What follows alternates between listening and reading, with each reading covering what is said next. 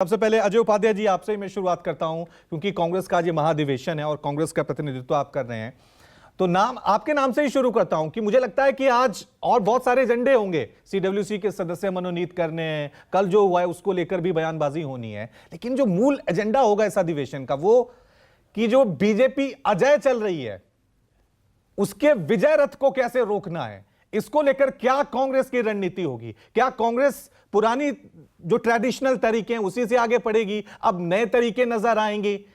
क्या लग रहा है आपको ये अधिवेशन दूसरे अधिवेशनों से कैसे अलग होगा? क्योंकि 2014 में आपकी रणनीति फेल हुई, 2019 में आपकी रणनीति फेल हुई, विधानसभा चुनाव की बात करें तो अभी आप 3 राज्यों में सिमट कर रह गए हैं, जीतकर भी चुनाव हार गए हैं। तो क्या बदली हुई कांग्रेस नजर आएगी इस अधिवेशन से? रवि भाई, आपने ठीक कहा। कांग्रेस पार्टी जो है बदली हुई है। हमारे यहाँ आपने देखा है अभी फिलहाल ही खड़गे साहब राष्ट्रीय अध्यक्ष हुए और निर्वाचित अध्यक्ष हुए। एक एक डेलीगेट ब्लॉक स्तर के लोगों ने जो है वोट किया है।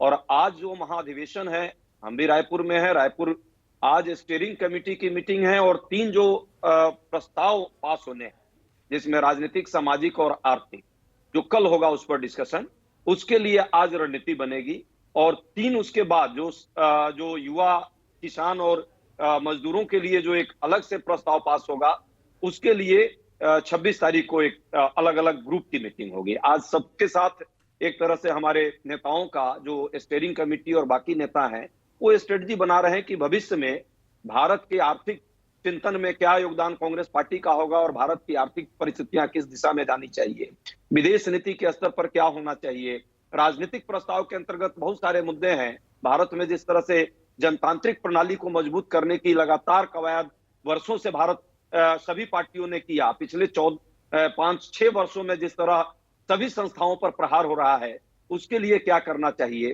किस तरह से मुद्दों को डाइवर्ट करने के लिए सामाजिक और धार्मिक ध्रुवीकरण की राजनीति अचानक इस देश में बढ़ी है, उसका क्या परिणाम आगे भविष्य में हो सकता है, उसको कैसे रोकना है, नफरत कैसे मिटे और मोहब्बत कैसे बढ़े, उन सारे मुद्दों पर आर्थिक मुद्दे जो है हमारे, महंगाई और आय की असमानता को लेकर के, बेरोजगारी को लेकर किस तरह कमर इस देश की टूट रही है, युवा किस तरह परेशान है, आम मध्यम वर्ग कैसे परेशान है, उद्योगों की क्या हालात है और कैसे एक व्यक्ति की संपत्ति लगातार देश में बढ़ती जा रही है और सामान्य जो उद्योगपति हैं और जो सामान्य मध्यम वर्ग के लोग हैं वो कैसे परेशान हैं। इन सभी मुद्दों पर विस्तृत ढंग से अजय जी आपने 2019 में जब आए तो हम देख रहे थे बहुत जो मेन मुद्दा था, आप राफेल का मुद्दा उठा रहे थे, आप नोटबंदी का मुद्दा उठा रहे थे। और इस देश में कोई भी चुनाव हो, विधानसभा हो, लोकसभा हो, महंगाई, बेरोजगारी, हर जगह ये मुद्दे होते हैं। लेकिन मैं चाह रहा हूं 2024 में जब कांग्रेस उतरेगी तो ऐसा कौन सा मुद्दा होगा? और एक कमी जो खली थी कांग्रेस में या तमाम विपक्षी दलों में, कोई ऐसा कोई बड़ा चेहरा, मोदी के बराबर कोई बड़ा ब्रांड आपके पास नहीं है। एक बड़ी कमी थी, उसको लेकर आज कोई रणनीति, उसको लेकर कोई घोषणा?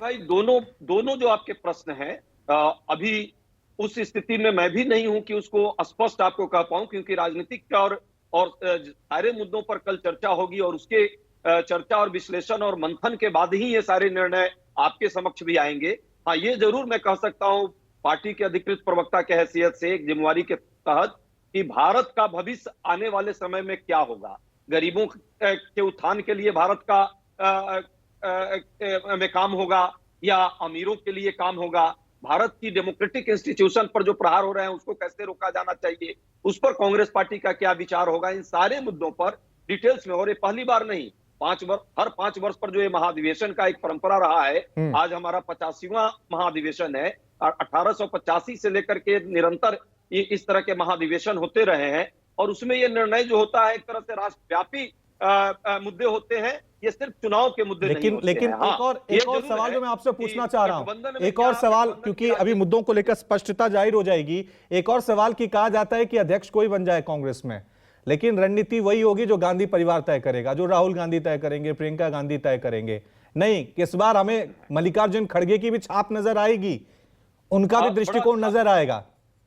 बड़ा अच्छा प्रश्न किया है। एक भ्रम फैलाने का ये निरंतर प्रयास होता है और ये भ्रामक प्रचार होता है। आप देखिएगा 3 दिन के मंथन में किस किस तरह के लोग और कैसे डेमोक्रेटिकली सीडब्ल्यूसी के अंदर एक एक चीज की मीटिंग होगी और बहस होती है, चिंतन होता है। गांधी परिवार नहीं, कांग्रेस परिवार वहां रहता है और कांग्रेस परिवार सामूहिकता के साथ, कई बार विवाद भी होते हैं मुद्दों पर, और जो बेस्ट होते हैं उसको लेकर के विमर्श जो आता है, वाद संवाद और विवाद की प्रक्रिया में जो अंतिम निष्कर्ष निकलता है वो कांग्रेस पार्टी अपनाती है। ठीक है। व्यक्ति महत्वपूर्ण नहीं है, हमारे लिए संगठन और देश महत्वपूर्ण है। ठीक है, देश ठीक में है। आगे क्या होना चाहिए, ठीक है, उसके ठीक लिए है। ये व्यक्ति विचार विमर्श महत्वपूर्ण का नहीं एक, है, ये कांग्रेस कहती तो है, ये कहती तो है, लेकिन क्या उसकी रणनीति में नजर आता है, ये सभी जानते हैं, ये सभी जानते हैं। अब नमस्कार, मैं हूं मानक गुप्ता।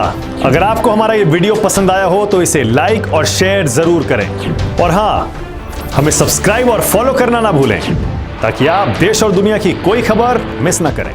तो जुड़े रहिए हमारे साथ और देखते रहिए न्यूज़ 24।